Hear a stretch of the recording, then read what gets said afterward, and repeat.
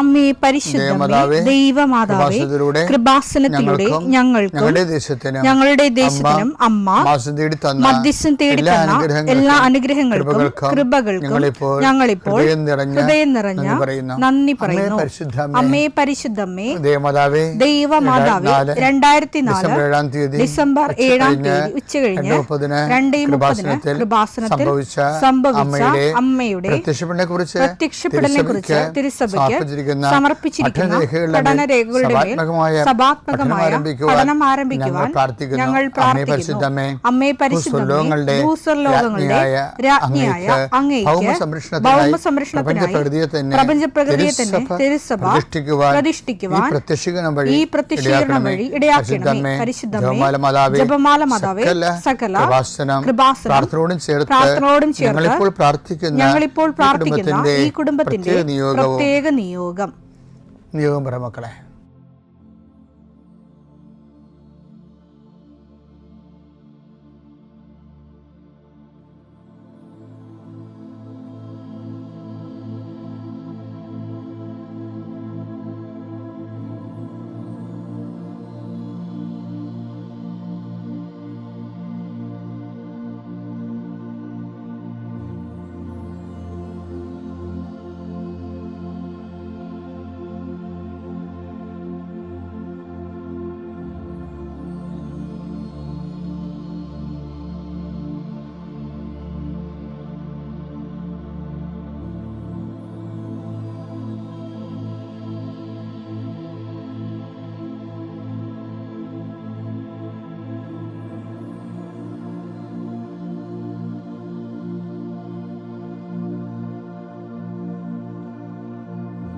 അമ്മയുടെ പ്രത്യക്ഷീകരണത്തിന്റെ ഈ അനുഗ്രഹവേളയിൽ ഞങ്ങൾക്ക് സാധിച്ചു തരുവാൻ കനിയണമേ.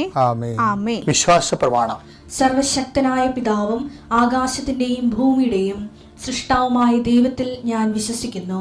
അവിടുത്തെ ഏകപുത്രനും ഞങ്ങളുടെ കർത്താവുമായ ഈശോമിശിഹായിലും ഞാൻ വിശ്വസിക്കുന്നു. ഈ പുത്രൻ പരിശുദ്ധാത്മാവിനാൽ ഗർഭസ്ഥനായി കന്യകാമറിയത്തിൽ നിന്ന് പിറന്ന് പൊന്തിയോസ് പീലാത്തോസിന്റെ കാലത്ത് പീഡകൾ സഹിച്ച് കുരിശിൽ തറയ്ക്കപ്പെട്ട് മരിച്ച് അടക്കപ്പെട്ട് പാതാളങ്ങളിൽ ഇറങ്ങി മരിച്ചവരുടെ ഇടയിൽ നിന്ന് 3-ാം നാൾ ഉയർത്ത് സ്വർഗത്തിലേക്ക് എഴുന്നള്ളി സർവശക്തിയുള്ള പിതാവായ ദൈവത്തിന്റെ വലതുഭാഗത്തിരിക്കുന്നു. അവിടെ നിന്ന് ജീവിക്കുന്നവരെയും മരിച്ചവരെയും വിധിക്കുവാൻ വരുമെന്നും ഞാൻ വിശ്വസിക്കുന്നു. പരിശുദ്ധാത്മാവിലും ഞാൻ വിശ്വസിക്കുന്നു. വിശുദ്ധ കത്തോലിക്കാ സഭയിലും പുണ്യവാന്മാരുടെ ഐക്യത്തിലും പാപങ്ങളുടെ മോചനത്തിലും ശരീരത്തിന്റെ ഉയർപ്പിലും നിത്യമായ ജീവിതത്തിലും ഞാൻ വിശ്വസിക്കുന്നു. ആമേൻ. സുഖസ്ഥനായ ഞങ്ങളുടെ പിതാവേ, അങ്ങയുടെ നാമം പൂജിതമാകണമേ. അങ്ങയുടെ രാജ്യം വരണമേ. അങ്ങയുടെ തിരുമനസ് സ്വർഗത്തിലെ പോലെ ഭൂമിയിലും ആകണമേ. അന്നു വേണ്ടുന്ന ആഹാരം ഇന്ന് ഞങ്ങൾക്ക് തരണമേ. ഞങ്ങളോട് തെറ്റ് ചെയ്യുന്നവരോട് ഞങ്ങൾ ക്ഷമിക്കുന്നത് പോലെ ഞങ്ങളുടെ തെറ്റുകൾ ഞങ്ങളോടും ക്ഷമിക്കണമേ. ഞങ്ങളെ പ്രലോഭനത്തിൽ ഉൾപ്പെടുത്തരുതേ, തിന്മയിൽ ഞങ്ങൾ രക്ഷിക്കണമേ. ആമേൻ. നന്മ നിറഞ്ഞ മറിയമേ, സ്വസ്തി. കർത്താവ് അങ്ങയുടെ കൂടെ സ്ത്രീകളിൽ അങ്ങ് അനുഗ്രഹിക്കപ്പെട്ടവളാകുന്നു. അങ്ങയുടെ ഉദരത്തിൻ ഫലമായി ഈശോ അനുഗ്രഹിക്കപ്പെട്ടവനാകുന്നു. പരിശുദ്ധ മറിയമേ, തമ്പുരാന്റെ അമ്മേ, പാപികളായ ഞങ്ങൾക്ക് വേണ്ടി ഇപ്പോഴും ഞങ്ങളുടെ മരണസമയത്തും തമ്പുരാനോട് അപേക്ഷിക്കണമേ. ആമേൻ. കർത്താവേ, നിന്റെ ഉന്നതമായ നാമത്തിന് സ്തോത്രം ചെയ്യും. കർത്താവേ, നിന്റെ വിശുദ്ധ പൗരോഹിത്യത്തെ മഹത്വപ്പെടുത്തണമേ. കർത്താവെ, സഭയിലുള്ള സാന്നിധ്യം പ്രകടമാക്കണമേ. 40 വർഷം ഞാൻ അർപ്പിച്ച കൃപാന്റെ യുഗതിയാൽ കൃപാസ്ഥാനത്താറെ ജീവനോടെ പ്രത്യക്ഷപ്പെട്ട മാതാവിന്റെ മാധ്യസ്ഥ ഇന്ന് അങ്ങയുടെ മക്കളെ പ്രാർത്ഥന കൂടുന്ന എല്ലാ മക്കൾക്ക് വേണ്ടി പ്രാർത്ഥിക്കുകയാണ്. കർത്താവെ, മനസ്സ് വേദനിക്കുന്ന എല്ലാ വിഷയങ്ങളും, അവരുടെ മനസ്സ് വേദനിപ്പിക്കുന്ന എല്ലാ വ്യക്തികളും ഇപ്പോഴും ഈശോയുടെ നാമം നിർവീര്യമാകട്ടെ.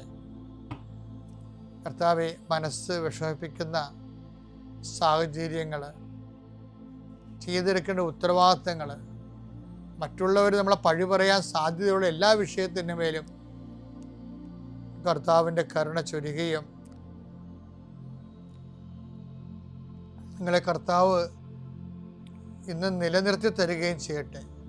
നിങ്ങൾ പോകുന്ന വഴികൾ, കണ്ടുമുട്ടുന്ന വ്യക്തികൾ, ചെയ്യുന്ന കാര്യങ്ങൾ, യാത്ര ചെയ്യുന്ന വാഹനങ്ങൾ, ഒപ്പിടുന്ന പേപ്പറുകൾ, കൈമാറുന്ന രേഖകൾ, കഴിക്കുന്ന മരുന്ന് എല്ലാം മാതാവിൻ്റെ മധ്യസ്ഥത്തിലെ യേശുനാമത്തെ അനുഗ്രഹിക്കപ്പെടുകയും നീ ദൈവത്തെ അനുഭവിക്കാൻ ഇന്ന് നിന്നെ സഹായിക്കുകയും ചെയ്യട്ടെ. നിത്യം പിതാവും പുത്രനും പരിശുദ്ധാത്മാശ്രേഷ്ഠ നീക്കുവാണ്. എൻ്റെ പ്രിയപ്പെട്ടവരെ, നമ്മൾ ഈ ദിവസങ്ങളിൽ ജീവിതത്തിൻ്റെ പ്രതിസന്ധി ഘട്ടങ്ങളിൽ എന്ത് ചെയ്യണം എന്നതിനെക്കുറിച്ചും കുറേ വചനങ്ങൾ കഴിഞ്ഞ ആഴ്ച കേട്ടായിരുന്നു.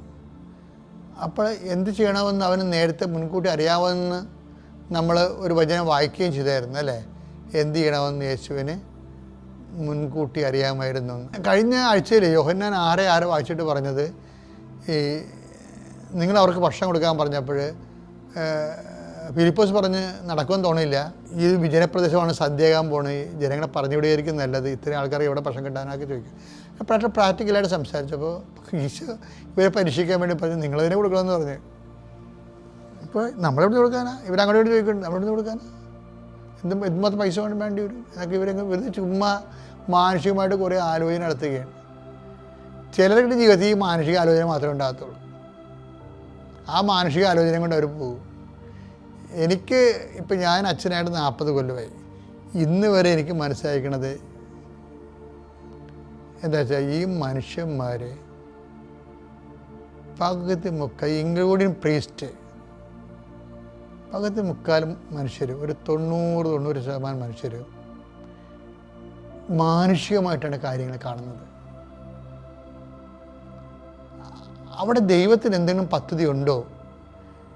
ദൈവം അതിൻ്റെ സന്ദേശം നമുക്ക് കൈമാറുമോ? ഒന്നുമില്ലെങ്കിൽ നമ്മളത് വെയിറ്റ് ചെയ്യുകയും ചെയ്യണം. നമ്മുടെ വീട്ടിൽ പ്രാർത്ഥിക്കാത്ത ഒരു അപകടകാരികളുണ്ട്. വീട്ടിൽ എപ്പോഴും പ്രാർത്ഥിക്കാത്തവരുടെ ഒരു കാര്യത്തിലും അവർ പറയുന്ന വിഷയത്തിൽ നിങ്ങൾ തലവെച്ച് കൊടുക്കരുത്. അതിൻ്റെ കാരണം വെച്ച് കഴിഞ്ഞാൽ അവർക്ക് അറിയത്തില്ല, അവരുടെ ജഡമാണ് സംസാരിക്കുന്നത്. അതിൻ്റെ അകത്ത് മുഴുവനും കുത്തിത്തിരിപ്പും കുഞ്ഞായ്മയും ചതിപ്രയോഗങ്ങളും നമ്മൾ ഒളിച്ചിരിപ്പുണ്ടായ സംഭവത്തിൽ. പ്രാർത്ഥിക്കാത്തവന് സുഖമില്ല, അവന് ദൈവത്തെ വിശ്വസിക്കാത്തവന് പിന്നെ എന്താ? പിന്നെ വലിയ മാനവികതയൊക്കെ പറഞ്ഞാലും അവന് ഇഷ്ടമുള്ള ചെയ്യാമല്ലോ. ഈ മനുഷ്യൻ ദൈവത്തിൻ്റെ വചനത്തെയും ദൈവത്തെയും ഭയപ്പെടാത്തവന് നമ്മൾ ഭയപ്പെടണം. ദൈവത്തെ ഭയപ്പെടാത്തവരെയും ഇപ്പോൾ ചില വചനമില്ലേ, ഞാൻ മനുഷ്യനെ മാനിക്കുന്നില്ല, ദൈവത്തെ ഭയപ്പെടുന്നില്ല എന്ന്. വചനം എടുത്ത് ലൂക്ക 18:4. കുറേ നാളത്തെ സാധു വിധവ വന്ന് ഈ മനുഷ്യരൊക്കെ നീതി നടത്താൻ വേണ്ടി കേണപേക്ഷിക്കുന്ന രംഗമാണ്. കുറേ നാളത്തേക്ക് അവനിത് ഗൗനിച്ചില്ല. അയാൾ ഗൗനിച്ചില്ല. പിന്നീട് അവൻ ഇങ്ങനെ കുറച്ച് കഴിഞ്ഞപ്പോൾ പുള്ളിക്ക് ബൾബ് കത്തി. ഞാൻ ദൈവത്തെ ഉണ്ട്, അതാണ്, ദൈവത്തെ ഭയപ്പെടുന്നില്ല, മനുഷ്യരെ മാനിക്കുകയോ ചെയ്യുന്നില്ല. എങ്കിലും ഈ വിധവ എന്നെ ശല്യപ്പെടുത്തുന്നത്, അയാൾക്ക് ഫിസിക്കൽ ഡിസ്റ്റർബൻസ് ഉണ്ടാകുന്നതാണ് വിഷയം. ശല്യപ്പെടുന്നത് കൊണ്ട് ഞാൻ അവൾക്ക് നീതി നടത്തി, അല്ലെങ്കിൽ അവൾ ഇവിടുന്ന് വിട്ടു പോകത്തില്ല. അതാണ് വിഷയം. എന്നെ അസഹ്യപ്പെടുത്തും. അപ്പം ഈ ദൈവം ഇല്ലാത്തവൻ്റെയൊക്കെ അവസ്ഥ അതാണ്, മൈൻഡ് സെറ്റ് അതാണ്. ഞാൻ ദൈവത്തെ ഭയപ്പെടുന്നില്ല, മനുഷ്യനെ മാനിക്കുന്നില്ല. ദൈവത്തെ ഭയപ്പെട്ടില്ല, പിന്നെ മനുഷ്യനെ മാനിക്കേണ്ട കാര്യം എന്താ അതിൻ്റെ ഗ്രൗണ്ട് എന്താ? ദൈവത്തെ ഭയപ്പെടുന്നില്ലെങ്കിൽ വൈ ഷുഡ് വി ഫിയർ മാൻ? അതിന് ഗ്രൗണ്ടില്ല ശരിക്കും പറഞ്ഞാൽ. പിന്നെ ഒരു മാനുഷികമായ കാഴ്ചപ്പാടെന്ന് പറയും. മാനുഷികം എന്ന് പറഞ്ഞാൽ എന്താ? കാലകാലങ്ങളായിട്ട് മതത്തിൻ്റെ ചൈതന്യങ്ങളാലും മനുഷ്യത്വത്തിന് മതം കാഴ്ചവെച്ചിട്ടുള്ള മനുഷ്യത്വത്താൽ പരിപക്വമായിട്ടുള്ള മനസ്സാക്ഷി എന്നാണ് ഈ നിരീശ്വരവാദികൾക്ക് പോലും മനുഷ്യന്മാരോട് ഒരു അഫിനിറ്റി തോന്നണത്. അത് സഞ്ചിതാവബോധത്തിൽ നിന്ന് ജനിതകമായി കൈമാറിയിട്ടുള്ള സഞ്ചിതാവബോധത്തിൽ നിന്നുണ്ടായിട്ടുള്ളതാണ്. അതും ദൈവവിശ്വാസികളുടെ സംഭാവനയാണ് ശരിക്കും പറഞ്ഞാൽ. അപ്പം ദൈവത്തെ ഭയപ്പെടുന്നില്ലെങ്കിൽ പിന്നെ മനുഷ്യനെ മാനിക്കേണ്ട കാര്യമില്ല. അപ്പം പക്ഷേ ഇങ്ങനെയുള്ള വിഷയമുള്ള ആൾക്കാർ, ദൈവത്തെ ഭയപ്പെടാത്ത മനുഷ്യനെ മാനിക്കാത്ത ഒരാൾ, നിങ്ങളുടെ മക്കൾ അങ്ങനെ ഒരാളായിട്ട് വളർന്നു വന്നാൽ നിങ്ങൾക്ക് അത് മതി ലോകം എപ്പോഴും സങ്കടപ്പെടാൻ. എന്താ കാര്യം? നിങ്ങൾ പഠിപ്പിക്കേണ്ട കാലത്ത് പഠിപ്പിച്ചില്ല. നിങ്ങൾ ഓർക്കണം 8ാം ക്ലാസ് കഴിയുമ്പോൾ പിന്നെ വേദപാഠം തീർന്നില്ല എന്നാണ്. അങ്ങനെയല്ല. 10ാം ക്ലാസ്സും 13ാം ക്ലാസ്സും എല്ലാം കഴിഞ്ഞാലും ദൈവത്തെ പഠിക്കണതിന് ഇപ്പം ഞാൻ ഈ 40 കൊല്ലം അച്ഛനെന്ന് പറഞ്ഞില്ലേ, വീട്ടിൽ നല്ല വിശ്വാസവും പ്രാർത്ഥനയൊക്കെ ഉള്ള വീടാണ്. അപ്പം ചെറിയ വീടാണെങ്കിലും ഈ പറഞ്ഞ ദൈവമുണ്ട് അവിടെ. കാര്യം ഞങ്ങൾ അച്ഛനും 2 പേര് ശുശ്രൂഷകരുടെ വീട്ടിൽ നിന്ന് വന്ന്, ഞാനും എൻ്റെ ചേച്ചി കന്യാശ്രീ. അപ്പം എന്നാ വിഷയം എന്ന് വെച്ച് കഴിഞ്ഞാൽ, ആ ഒരു ഭവനത്തിൽ നിന്നിങ്ങനെ വരുമ്പോൾ നമ്മൾ ദൈവ തിരുസന്നിധിയിൽ നിന്ന് ഇപ്പം 40 കൊല്ലം കൂടി പൗരോഹിത്യ ജീവിതം കഴിഞ്ഞപ്പോഴും ഇപ്പോഴും ഞാൻ പറയും ദൈവത്തിനെ കുറിച്ച് എന്തെല്ലാം കാര്യങ്ങൾ അറിയാനിരിക്കണമെന്ന്. പിന്നെ എങ്ങനെ നിങ്ങൾ പറഞ്ഞ കാറ്റഗിസം 10ാം ക്ലാസ് വെച്ച് അവസാനിപ്പിക്കണത്? You don't need God. അതല്ലേ പ്രശ്നം. നിങ്ങൾക്ക് ദൈവത്തെ ആവശ്യമില്ല. നിങ്ങളുടെ പല പരിപാടി ജഡികമായ കാര്യങ്ങൾക്ക് ദൈവത്തിനെ കൊണ്ട് നടന്നാൽ ശരിയാകാത്തത് മനസ്സിലാകുമ്പോഴാണ് ചില ആൾക്കാർ പിള്ളേരെപ്പോലും വേദപാഠത്തിൽ പിടിയത്തില്ല. ഏറ്റവും വലിയ ക്രൈമാണ് ഇപ്പം തൂഫാനൊക്കെ നാട് ഇളക്കി മറിച്ചുകൊണ്ടിരിക്കുകയാണ്. നിങ്ങൾ ചെയ്തിരിക്കുന്ന കാര്യങ്ങളെല്ലാം മുന്നോട്ട് ഭംഗിയായിട്ട് പോകുന്നുണ്ട്, അതിന് ജനത്തിൻ്റെ സപ്പോർട്ടുണ്ട്. പക്ഷേ ഇനി നിങ്ങൾ പിന്നോട്ട് പോകരുത്. എന്താ കാര്യത്തിൽ കഴിഞ്ഞാൽ ജനം അത് ആഗ്രഹിക്കുന്നില്ല. ഞാൻ എന്താ പറഞ്ഞു വരുന്നതിൻ്റെ അർത്ഥം വെച്ച് കഴിഞ്ഞാൽ, ഇതുപോലെ നമ്മൾ ഇത് അണ്ടേ കൊണ്ട് വളം വെക്കണ പരിപാടിയാണ്. മാതാപിതാക്കന്മാർ കുഞ്ഞുങ്ങളെ ചൊട്ടക്ക് തന്നെ വളം വെക്കണം. അവരുടെ മാതാപിതാക്കന്മാരുടെ കയ്യിലാണ് കുഞ്ഞുങ്ങളിരിക്കുന്നത്. നിങ്ങളല്ലേ ആരെയും കെട്ടിയാണ് വളർത്തുന്നത്. 3 ദിവസം 3 വയസ്സാകുമ്പോഴല്ലേ പള്ളി കൊണ്ടുവരണത്. കുറിച്ചൊക്കെ വരപ്പിക്കണമെന്ന് 4 വയസ്സിലല്ലേ. അതുവരെയും നിങ്ങളുടെ കൂടെയാണ് കുഞ്ഞുങ്ങളുള്ളത്. അതിന് ശേഷവും നിങ്ങളുടെ കൂടെ തന്നെ കുഞ്ഞുങ്ങളുള്ളത്. നിങ്ങൾ പറഞ്ഞാൽ കേൾക്കുന്ന പ്രായത്തിൽ കർത്താവിൻ്റെ ചൈതന്യം അവർക്ക് കൊടുക്കുക. അത് നമുക്ക് ബാധ്യസ്ഥരാണ്.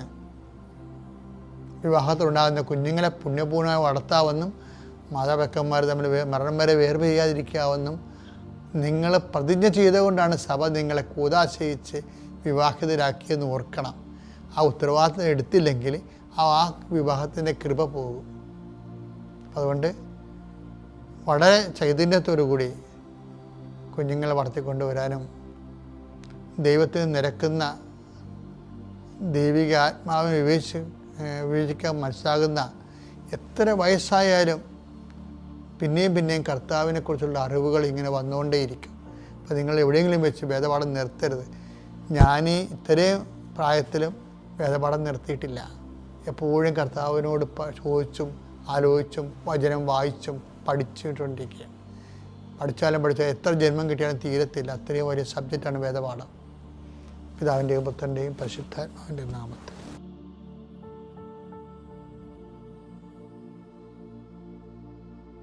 അത്യപൂർവ ദൈവാനുഭവങ്ങൾ ഇനി നിങ്ങൾക്കും സ്വന്തം. ഞാൻ കൊല്ലം രൂപതയിൽ സെൻറ് തോമസ് ചർച്ച് ഇടവകയിൽ നിന്ന് വരുന്നു. 2018 ഫെബ്രുവരിയിലാണ് ഞാൻ ആദ്യമായിട്ട് ഇവിടേക്ക് കടന്നു വരുന്നത്.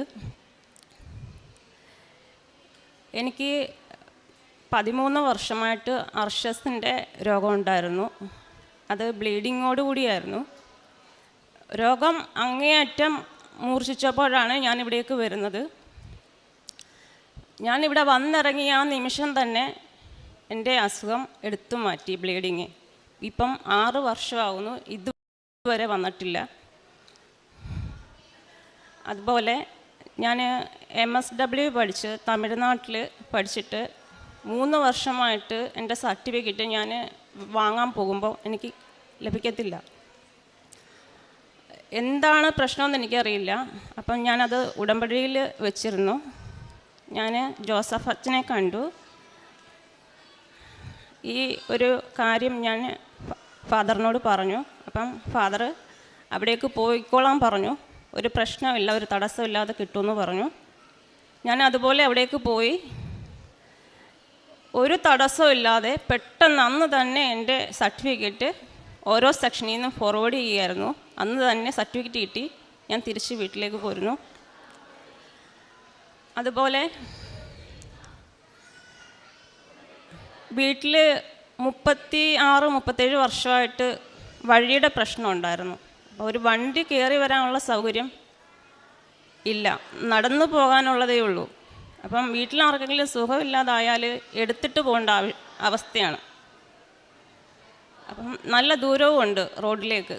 അപ്പം ഞാനത് ഉടമ്പടിയിൽ വെച്ചതുപോലെ, ഞാൻ ഉടമ്പടിയിൽ വെച്ചത് ഇങ്ങനെയാണ്. ഇതുപോലെ വണ്ടി വരാനുള്ള സൗകര്യവും ഒരു സൈഡ് വാൾ കെട്ടണം എന്ന് വെച്ചതുപോലെ തന്നെ വഴി ലഭിക്കുകയും സൈഡ് വാൾ കെട്ടുകയും ചെയ്തു. അതുപോലെ എനിക്കൊരു ജോലിയുടെ പ്രശ്നം ഉണ്ടായിരുന്നു.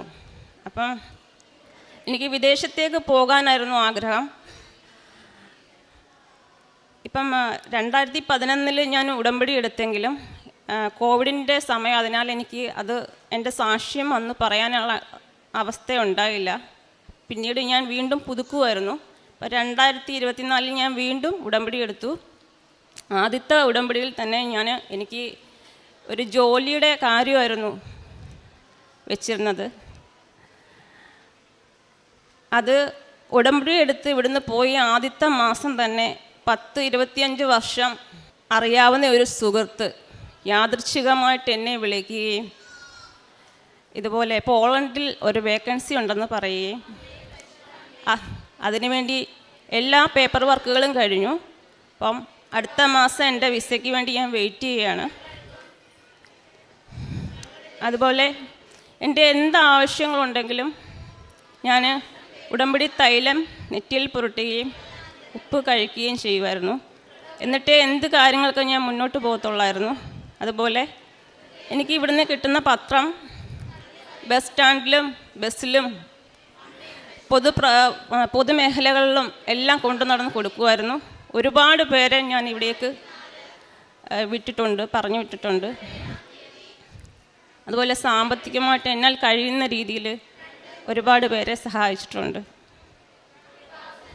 എനിക്ക് ഈ അനുഗ്രഹങ്ങളെല്ലാം തന്ന അമ്മയ്ക്ക് തിരുക്കുമാരനും 1000 നന്ദി. இந்த திரு பலிபீடத்தின் முன் சாட்சி சொல்ல கிருபை செய்த இயேசு கிறிஸ்துவுக்கும் அன்னை மாதாவிற்கும் 1000 நன்றி கூறிக்கொள்கிறேன். என்னுடைய பெயர் செலின் ஃப்ளவர். நான் கன்னியாகுமரி டிஸ்ட்ரிக்ட் களிக்காவிளை நியர்பாரசாலை அங்கிருந்து வருகிறேன். நான் 2023 பிப்ரவரி மாதம் உடன்படி செய்து கொண்டேன். என்னுடைய மகன் இன்ஃபேன்ட் போஸ்கோ 2022 இருமலால் அவதிப்பட்டான். அவனை நான் திருநெல்வேலி டிஸ்ட்ரிக்ட் முதல் எர்ணாகுளம் டிஸ்ட்ரிக்ட் வரை உள்ள பெரிய ஹாஸ்பிட்டல் எல்லாம் கொண்டு போய் அவனை பார்த்தேன். ஆனால் அவனுக்கு எந்த மருந்து கொடுத்தாலும் அது அவனுக்கு யூஸ் ஆகவில்லை. ஒரு நிமிடம் கூட அவன் இருமல் நீங்காது. காலை எழும்பின உடனே இருமுவான். ஸ்கூலுக்கு விடுவேன், சாயங்காலம் வருவான், இருமத் தொடங்குவான். அவன் இருமல் நிறுத்த வேண்டுமென்றால் அவனை நான் தூங்க வைக்க வேண்டும். சாயங்காலம் பிரேயர் ஜோமாலை சொல்லும் வேளையில் வருவான், இருமிக்கொண்டே இருப்பான். நான் அவனை படுக்க வைத்து அவன் தூங்குவான். இதே ரெகுலராக பண்ணிகிட்டே இருந்தான். ஆனால் அவனுக்கு மருந்து கொடுத்து அவனுக்கு வயிறு வலி தொடங்கியது. நான் இங்கே வந்து உடன்படி எடுத்த பிறகு தண்ணியில் உப்பு போட்டும் எண்ணெய் தொண்டைக்கு உள்ளும் பூசுவேன், வெளியையும் பூசுவேன். ஒரு ப்ரேயர் பண்ணி வந்தேன். அப்போது இங்கே வந்து உடன்படி எடுத்த 3 தினம் அவனுக்கு இருமலே இல்லை. அடுத்த தினம் முதல் ஜோமாலை எப்போ சொல்ல ஆரம்பிக்கிறேனோ அப்போ இரும தொடங்குவான். உடனே நான் படுக்க வைப்பேன், தூங்கி விடுவான். இதே ரெகுலராக இருந்ததால் நான் பிறகு என்ன பண்ணுவேன் என்றால் ப்ரேயர் தொடங்க வேலை தூங்க வைக்க மாட்டேன். உடனே இவன் என்ன மரியாதை இல்லாத நிலைமைக்கு ஆகிப்போட்டான். இந்த பெரிய பிள்ளைங்க பேசு மாதிரி பேசுவான், என்ன சொல்லும் கேட்க மாட்டான். இப்படி கொஞ்ச நாள் அப்படி இருந்த பிறகு அவனுக்கு தலைக்குள்ளே ஏதோ பண்ணுது அப்படி சொல்லுவான். சொல்லிட்டு எங்கபடி இந்த குடிக்காரர் நடக்கும் மாதிரி நடக்கும். ரோட்டில் ஓடியானாலும் சரி, எங்கே டேஞ்சரஸ் பிளேஸோ அந்த பிளேஸில் தான் நடப்பான். நடந்துட்டு என்ன அடி கொடுத்தா கூட கேட்க மாட்டான். அந்த அளவு திமிராக நடப்பான். பிறகு ஆட்கள் கேட்பாவ, ஏன் இவன் இப்படி நடக்கிறான் என்று கேட்பாப்ப. விளையாட்டுக்கு நடக்கிறான். பஸ்ஸில் ஏறினா கமந்து தான் இருப்பான், நிமிர்ந்திருக்க மாட்டான். ஸ்கூட்டியில் கொண்டு போனால் கண் அடைச்சிட்டு இருப்பான். வெளியில் நிற்க ஆட்கள் பார்த்து சொல்லுவா, பிள்ளை தூங்கிட்டு இருப்பான், வண்டியை நிறுத்துன்னு சொல்லுவாங்க. என்னாலும் அவன் என்ன சொன்னேன், நான் இந்த உடன்படி தைலம் ப்ரேயர் நான் பிறகு லாஸ்ட்டில் நினைத்தேன், மாதாவிடம் ப்ரேயர் பண்ணினேன். மாதாவே, என்னுடைய உயிரையும் அவனுடைய உயிரையும் இயேசுப்பா உமது வலப்பக்கத்தில் சேர்த்துடலாம். அப்படி ஜோமாலை வரை ஒப்பு கொடுத்தேன் இவனுக்காக. ஆனால் கடவுளை, உம்மை தவறி நான் சொல்லக்கூடாது. உமக்கு என்றைக்கு சுகம் தர விருப்பமோ அன்றைக்கு எனக்கு பிள்ளைக்கு சுகம் தர, ஆனால் அதை தாங்க வேண்டிய சக்தியை மட்டும் எங்களுக்கு தாரும் என்று நான் இடைவிடாது ப்ரேயர் பண்ணி கொண்டிருப்பேன். பிறகு அதனாக நாம் 2வது உடன்படி முதல் தடவை புதுப்பிக்க வந்தபோது அவனுக்கு ஒரு 90% சுகம் கிடைத்து விட்டது. அடுத்து அவன் போன மாதம் ஜூலை 10ஆம் தேதி ஸ்கூல் கிரவுண்டில் பாஸ்கெட் பால் விளையாடி கொண்டிருக்கும் போது கிரவுண்டில் விழுந்து தலை அடிபட்டது. அந்த மயக்க நிலையில் இருந்தான், ஞாபகம் கிடையாது. ஸ்கூலில் இருந்து அவனை ஹாஸ்பிட்டல் கொண்டு சென்றார்கள். அங்கே போன உடனே ஞாபகம் வந்தது. ஆனால் அரை மணிக்கூர் மட்டும்தான் அவனுக்கு ஞாபகம் இருந்தது. பிறகு ஞாபகம் இல்லை. 10 மணிக்கு நடந்தது, 4 மணி வரை. பிறகு அவன் ஞாபகமே வரவில்லை. பிறகு அவங்க சொன்னார்கள் வேறு ஹாஸ்பிட்டல் கொண்டு செல்லுங்கள் என்று. நாங்கள் அனந்தபுரி ஹாஸ்பிட்டலில் ஆம்புலன்ஸில் வரும்போது நான் மொத்தத்தில் அவன் ஜோமாலி சொல்லிக்கொண்டே இருந்தேன். சொல்லிக்கொண்டிருந்துட்டு எனக்கிட்ட உடம்பலி தைலவும் இல்லை, உப்பும் இல்லை, ஒன்றும் இல்லை. நான் அவங்க ஃபோன் பண்ணி நான் இங்கே வந்தது, நான் வெளியே நின்னேன். வீட்டிலிருந்து வந்ததுன்னா எடுத்துகிட்டு வர பார்த்தேன். ஆனால் பிறகு நான் மாதாவிட்டம் கேட்டேன், மாதாவே எலிசபெத்தை சந்திக்க நீர் சென்றீரே, 3 மாதம் இருந்து அவருக்கு பணிவிடை புரிந்தீரே, என்னுடைய பிள்ளை இந்த ஆபத்தான நிலையில் இருக்கிறான், நான் ஹாஸ்பிட்டல் கொண்டு போய் அவங்க மருந்து செய்வதற்கு முன்னாடி என் பிள்ளைக்கு ஞாபகம் வர வேண்டும் என்று ப்ரேயர் பண்ணி இருந்தேன். ஆனால் கடவுள் அங்கு நான் சென்று டாக்டர்ஸ் எல்லாம் சீக்கிரம் அந்த டெஸ்ட் இந்த டெஸ்ட் அப்படி எடுத்துகிட்டே இருந்தாவ. ஆனால் ஒரு 5 மினிட் இருக்கும், அவன் எழும்பி உட்கார்ந்தான். படுக்கையில் உட்கார்ந்துட்டு ஒரு டயர்டோ ஒன்றும் இல்லை, ஒரு நல்ல அவன் அப்படி இருந்தான்னு உள்ள நிலைமை கூட இல்லாமல் நல்ல முறையில் இருந்தான். பிறகு அவங்க எம்ஆர்ஐ ஸ்கேன் இஜிஜி எல்லாம் எடுத்த போது அவனுக்கு ஒரு ப்ராப்ளமும் இல்லை என்று அவனை விட்டார்கள். அன்னை மாதாவும் இயேசு கிறிஸ்து செய்த எல்லா நன்மைகளுக்கும் 1000 நன்றி கூறுகிறேன். 2வது, என்னுடைய மூத்த மகன் +2 தேர்வு மீடியமாக படித்து கொண்டிருந்தான். +2 தேர்வில் நல்ல மதிப்பெண் பெற வேண்டும் என்று நான் உடன்படி செய்திருந்தேன். அதன்படி அவன் +2 தேர்வில் நல்ல மதிப்பெண் பெற்று காலேஜிலே, நான் ப்ரைவேட் காலேஜில் டொனேஷன் கொடுத்து விட்டிருந்தேன். என்னால் அவனுக்கு எய்டட் காலேஜில் அவனுக்கு அட்மிஷன் கிடைத்து விட்டது. நான் டொனேஷன் கொடுத்த அமௌண்ட்டு கூட கடவுள் எனக்கு அதை திரும்ப தர செய்தார். அடுத்தபடியாக எனக்கு மூக்கில் ஒரு கொப்பளம் போல வந்தது. நான் உடன்படி தைலம் பூசி வந்த வேளையில் ஒரு 1.5 மாதம் வரை பூசி வந்தேன். ஆனால் வித்தியாசம் இல்லை. ஆனால் நல்ல வலி. நான் ஒரு நாளைக்கு மாதாவே இவ்வளவு நான் ப்ரேயர் பண்ணியும் எனக்கு இது சுகம் ஆகவில்லையே. அப்போ இன்றைக்கு 5 மணிக்கு நான் ஹாஸ்பிட்டல் போவேன். அப்போது எனக்கு அதுக்குள்ளே எனக்கு சுகந்தாருங்க, எனக்கு ஒரு அற்புதம் செய்யும், நான் சாட்சியாக வாழ எனக்கு வழி காட்டும் என்று கேட்டேன். அதுபடி நான் 4 மணிக்கும் பார்த்த வேளை அந்த கொப்புளம் அப்படியே இருந்தது. ஆனால் 5 மணிக்கு நான் பார்த்த வேளையில் கொப்புளம் இருந்த இடமே எனக்கு தெரியவில்லை. இவ்வளவு உதவிகள் செய்த இயேசு கிறிஸ்துவுக்கும் அன்னை மாதாவுக்கும் 1000 நன்றிகள் கூறிக்கொள்கிறேன். நான் ஹெல்ப் பண்ணுவது என்னவென்றால், யார் என்னிடம் வந்து எந்த உதவி கேட்டாலும் அதை செய்ய மறக்க மாட்டேன். பண உதவியானாலும் சரி, எது கேட்டாலும் செய்வேன். யாராவது நோய்வாய்ப்பட்டிருந்தாலோ கஷ்டப்பட்டிருந்தாலோ அவர்களுக்காக கண்ணீர் விட்டு அழுது அவங்களுக்காக വേണ്ടുதൽ செய்வேன். 2022 ജൂൺ 26-ാം തീയതിയാണ് ഞാൻ ഉടമ്പടി എടുത്തത്. ഞാൻ 2ാം പ്രാവശ്യമാണ് ഈ വിശുദ്ധമായ അൾത്താരയിൽ സാക്ഷ്യം പറയാൻ വന്നിരിക്കുന്നത്. എൻ്റെ പേര് ലിംസി റോഡ്രിക്സ്, കാടൂറ്റിയിൽ നിന്ന് വരുന്നു. എൻ്റെ ഹസ്ബൻഡാണിത്. മെയ് 3-ാം തീയതി വെളുപ്പിന് 2:30 പെട്ടെന്ന് ശ്വാസതടസ്സം ഉണ്ടാവുകയും കഴുത്തിൻ്റെ ബാക്കിൽ വേദന ഉണ്ടാവുകയും ചെയ്തു. പല അസ്വസ്ഥതകളുണ്ടായിരുന്നു. അപ്പം ഞങ്ങൾ ഗ്യാസാണെന്ന് വിചാരിച്ചു ഇരുന്നു. ജീരക വെള്ളമൊക്കെ കുടിച്ചു ഇരുന്നിട്ട് പിന്നെ അസ്വസ്ഥതകളുണ്ടായിരുന്നു. പിന്നെ പെട്ടെന്ന് ഞാൻ ഉടമ്പടി തൈലം എടുത്ത് വിശ്വാസപ്രമാണം ചൊല്ലി പ്രാർത്ഥിച്ച് നെറ്റത്ത് കുരിശ് വരയ്ക്കുകയും നാവിൽ കൊടുക്കുകയും ചെയ്തു. പെട്ടെന്ന് അസ്വസ്ഥതകൾ കുറഞ്ഞ് ആളുടെ ശ്വാസതടസ്സം മാറി പെട്ടെന്ന് ആൾ ഉറങ്ങുകയും ചെയ്തു.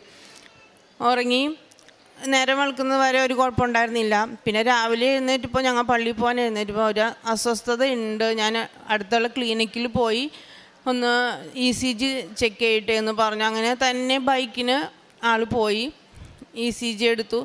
അപ്പോൾ ഡോക്ടർ പറഞ്ഞു നേരിയ വേരിയേഷനാണ്, നല്ല വേരിയേഷനുണ്ട്. അപ്പോൾ നിങ്ങൾ ഇപ്പോൾ തന്നെ വേറെ ഏതെങ്കിലും ഹോസ്പിറ്റലിലേക്ക് പോകാൻ പറഞ്ഞു. ഞങ്ങൾ അവിടെ നിന്ന് വേറെ ഹോസ്പിറ്റലിലേക്ക് പോയി. അവിടെ ചെന്നപ്പോഴും ECG എടുത്തപ്പോൾ നല്ല വേരിയേഷനുണ്ട്, ആൻജിയോഗ്രാം ചെയ്യണമെന്ന് പറഞ്ഞു.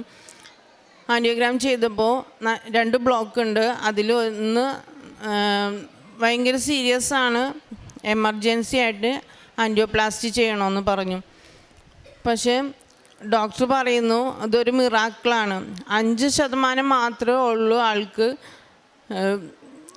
ഇത് ഹാർട്ടിൻ്റെ പമ്പിങ്. പക്ഷേ ആൾ തന്നെ ബൈക്ക് ഓടിച്ചിട്ട് ക്ലിനിക്കിൽ പോവുകയും ഞങ്ങളോട് എല്ലാ കാര്യങ്ങളും സംസാരിക്കുകയും ഓരോ കാര്യങ്ങളും പറഞ്ഞു തന്നെ ചെയ്തു. പക്ഷേ അതൊരു മിറാക്കിളാണ്. എന്തുകൊണ്ടും അത് ആൾക്ക് നല്ലൊരു പവർ കിട്ടിയിട്ടുണ്ട്. അതാണ് ഇത്രയും നേരം വരെ ആൾ 2:30 വന്നിട്ട് 10:30 ഞങ്ങൾ വേറെ ഹോസ്പിറ്റലിൽ ചെല്ലുന്നത്. അതുവരെ ആൾക്കൊരു കുഴപ്പമുണ്ടായിരുന്നില്ല. പിന്നെ ആൻറ്റിയോപ്ലാസ്റ്റി ചെയ്തു, ഒരു കുഴപ്പമില്ലാണ്ട്. ഇനി ഒരു ബ്ലോക്ക് കൂടി ഉണ്ട്, അത് നോർമലായിട്ട് മരുന്നുകൊണ്ട് മാറുമെന്ന് പറഞ്ഞു. പിന്നെ അച്ഛൻ്റെ ബ്ലെസ്സിങ് വാങ്ങിയിട്ടുണ്ട്. പിന്നെ ഇതുവരെ ഒരു കുഴപ്പവും ഇല്ല. അത് മാതാവിൻ്റെ ഉടമ്പടി തൈലത്തിൻ്റെ ഒന്നുകൊണ്ട്, ഒരു അനുഗ്രഹം കൊണ്ട് മാത്രം, അത്ഭുതം കൊണ്ട് മാത്രമാണ് എൻ്റെ ഭർത്താവ് ഇന്നിവിടെ നിൽക്കുന്നത്. യേശുവേ സ്വസ്തേശ്വര നന്ദി. പിന്നെ എൻ്റെ മകന് കാനഡയിലേക്ക് പോയത് റൂം ബുക്ക് ചെയ്തിട്ടാണ് ഇവിടുന്ന് പോയിരുന്നത്. പക്ഷേ 20-ാം തീയതി പോയി, 29-ാം തീയതിയാണ് ഒരു ക്ലാസ് തുടങ്ങുന്നത്. 1-ാം തീയതിക്ക് റൂമുള്ളൂ എന്ന് പറഞ്ഞിരുന്നു. പക്ഷേ അവിടെ ചെന്ന് വേറെ ഒരു സ്ഥലത്ത് പോയാണ് ആൾ താമസിച്ചിരുന്നത് ആ ഒരാഴ്ചയിലും. പിന്നെ 28-ാം തീയതി അവിടെ എത്തണം. അപ്പോൾ റൂം എങ്ങനെയും ശരിയാക്കി തരാമെന്ന് അവിടുത്തെ ഓണർ പറഞ്ഞിരുന്നു. പക്ഷേ ആ ഓണറിനെ എപ്പോഴും വിളിക്കുമ്പോഴും റൂം കാലിയായിട്ടില്ല, ഇപ്പോൾ വരാൻ പറ്റില്ല എന്ന് പറഞ്ഞു. പക്ഷേ 29-ാം തീയതി ക്ലാസ്സിൽ പോകണം. 300 കിലോമീറ്ററോളം ദൂരെയാണ് താമസിച്ചിരുന്നത്. അപ്പോൾ മോൻ സങ്കടപ്പെട്ടു. ഞാൻ ചെന്നിട്ട് അവിടെ വഴിയിൽ പോയി നിൽക്കാൻ പറഞ്ഞു. അപ്പോൾ ഞങ്ങൾ പറഞ്ഞു വഴിയിലൊന്നും നിൽക്കാൻ പറ്റത്തില്ല, നീ അവിടെ നിന്നാൽ മതി, മാതാവ് അത്ഭുതം പ്രവർത്തിക്കുമെന്ന് പറഞ്ഞു. ഞങ്ങളിവിടെ പ്രാർത്ഥിച്ചുകൊണ്ട് മുട്ടുകുത്തിയിരുന്ന് കൊന്തച്ചേലി പ്രാർത്ഥിച്ചുകൊണ്ടിരുന്നു. അന്ന് 28-ാം തീയതി രാത്രി, അവർക്ക് രാത്രി 11 മണിയായപ്പോഴേക്കും ഓണർ വിളിച്ചിട്ട് പറഞ്ഞു പെട്ടെന്ന് തന്നെ പോരെ, റൂം കാലിയായിട്ടുണ്ട്. അങ്ങനെ അവർ രാത്രി 11 മണിക്ക് എന്നെ വണ്ടി വിളിച്ച് റൂമിലേക്ക് എത്തിച്ചു തന്നു. അത് മാതാവിൻ്റെ അനുഗ്രഹങ്ങൾ ഒന്നുകൊണ്ട് മാത്രമാണ്. പിന്നെ എൻ്റെ മോന് പാർട്ട് ടൈം ജോലി കിട്ടിയിരുന്നില്ല. അപ്പോൾ ഞാൻ പ്രാർത്ഥിക്കുന്നുണ്ടായിരുന്നു. പക്ഷേ ഞാൻ വിചാരിച്ചു വചനമേ, ജോസ്പച്ചൻ പറയാറുണ്ട്, വചനം എഴുതി വചനത്തോടുകൂടി ജീവിക്കാം, എന്നാൽ നിങ്ങൾക്ക് അനുഗ്രഹങ്ങൾ ലഭിക്കുമെന്ന്. ഞാനപ്പോൾ അവനെ ഏഷ്യ 30:18 വചനം, കർത്താവ് നീതിയുടെ ദൈവമാണ്, അവിടത്തേക്ക് വേണ്ടി കാത്തിരിക്കുന്ന ഭാഗ്യവന്മാ എന്ന വചനം ഞാൻ 1000 പ്രാവശ്യം എഴുതാൻ തീരുമാനിച്ചു. 38 പ്രാവശ്യമായപ്പോഴേക്കും അന്ന് രാത്രി എൻ്റെ മകൻ വിളിച്ചു പറഞ്ഞു, എൻ്റെ മകൻ അവിടെ ജോലി ശരിയായി. ഞാൻ പള്ളിയിൽ നിന്ന് ഇറങ്ങി, കുർബാന കഴിഞ്ഞ് ഇറങ്ങി വരുമ്പോഴാണ് എനിക്ക് മമ്മി ഇൻ്റർവ്യൂ കാർഡ് വന്നത്, ജോലി ശരിയായി എന്ന് മോൻ വിളിച്ചു പറഞ്ഞു. അങ്ങനെ മാതാവിൻ്റെ അനുഗ്രഹം കൊണ്ട് അവന് പാർട്ട് ടൈം ജോലി ശരിയായി. പിന്നെ എൻ്റെ മൂത്ത മകന് വിദേശത്ത് പോകാൻ പല തടസ്സങ്ങളും ഉണ്ടായിരുന്നു. പല സ്ഥലങ്ങളിലും ഞങ്ങൾ കൊടുത്തിരുന്നു, പക്ഷേ ഒന്നും ശരിയായിരുന്നില്ല. പിന്നെ ഒരു സ്ഥലത്ത്, അർമേനിയ എന്ന സ്ഥലത്ത് വിസ ലഭിച്ചു.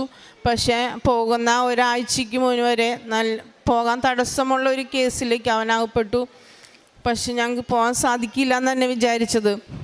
പക്ഷെ ഞാൻ വചനം അവന് വേണ്ടി ഞാൻ എന്നും പ്രാർത്ഥിക്കുമ്പോൾ കിട്ടുന്ന വചനമാണ് ലൂക്ക 18:27, മനുഷ്യർക്ക് അസാധ്യമായത് ദൈവത്തിന് സാധ്യമാണെന്ന വചനം എനിക്ക് ലഭിച്ചിരുന്നു. ആ വചനം ഞാൻ എഴുതി 389-ാം പ്രാവശ്യമായപ്പോഴേക്കും എൻ്റെ മകന് സ്റ്റേഷനിൽ ചെന്നപ്പോൾ അവിടെ പറഞ്ഞു, ഒരു കുഴപ്പമില്ല, നിങ്ങൾ വിദേശത്തേക്ക് വിട്ടോ, കുഴപ്പമില്ല, കേസൊന്നും ഇല്ല എന്നും പറഞ്ഞ് എൻ്റെ മോനെ പോകാൻ സാധിച്ചു. അത് മാതാവിൻ്റെ അനുഗ്രഹം കൊണ്ട് മാത്രമാണെന്ന് ഞാൻ ഉറച്ചു വിശ്വസിക്കുന്നു. മാതാവ് ഞങ്ങൾക്ക് ഇടയ്ക്ക് തടസ്സങ്ങൾ തരുന്നുണ്ടെങ്കിൽ ഞാൻ അതെല്ലാം യേശുവിനും മാതാവും കൂടുതൽ വിളിക്കുവാനും യേശുവിനും മാതാവിലേക്ക് ചേർന്ന് നിൽക്കാനും വേണ്ടിയാണ് ഞങ്ങൾക്ക് വിഷമതകളും സങ്കടങ്ങളും തരുന്നതെന്നും ഞാൻ ഹസ്ബൻഡിനോട് പറയും. ഞങ്ങൾ കൂടുതലായി പ്രാർത്ഥിച്ചുകൊണ്ട് എന്നും ഈശോയുടെ മാതാവിൻ്റെ കൂടെ ആയിരിക്കാൻ ഞാൻ ആഗ്രഹിക്കുന്നു. ഈശോയും മാതാവ് ഞങ്ങളുടെ കൂടെ ഉണ്ടെന്ന് പൂർണ്ണമായി ഞാൻ വിശ്വസിക്കുന്നു. പ്രാർത്ഥിച്ചാൽ ലഭിക്കാത്തതൊന്നുമില്ലെന്നും ഈശോ മാതാവ് ഞങ്ങളെ പഠിപ്പിച്ചു. പിന്നെ പ്രേക്ഷിത പ്രവർത്തനമായിട്ട് ഞാൻ പാവപ്പെട്ടവരെ സഹായിക്കുമായിരുന്നു. മറ്റുള്ളവർക്ക് സഹായങ്ങൾ എന്താ ചെയ്യാനുള്ളത് ഞാൻ ചെയ്യും. പിന്നെ രോഗികളെ പോയി കാണും. പിന്നെ പള്ളിയിൽ മുടങ്ങാതെ ഞാൻ പോകും. പോയില്ലെങ്കിൽ എനിക്ക് അസ്വസ്ഥയാണ്. എന്നും പോകും, പ്രാർത്ഥിക്കും. പ്രേക്ഷിത പ്രവർത്തനമായിട്ട് ഞാൻ അക്രൈസ്തവരായ എല്ലാവർക്കും ഇവിടുന്നുള്ള കൃപാസന പത്രം എല്ലാവർക്കും വിതരണം ചെയ്യും. എല്ലാവർക്കും വേണ്ടി, രോഗികൾക്ക് വേണ്ടി, എല്ലാവർക്കും വേണ്ടി പ്രാർത്ഥിക്കാനും ഞാൻ എന്നും നിലനിൽക്കുന്നു. യേശുവേ സ്വസ്ത്രേശുവേ നന്ദി. ഇത്രയും തന്ന അനുഗ്രഹങ്ങൾക്ക് ഞാൻ യേശുവിനും മാതാവിനും കോടിക്കണക്കിന് നന്ദി പറഞ്ഞുകൊണ്ട് ഞാൻ നിർത്തുന്നു.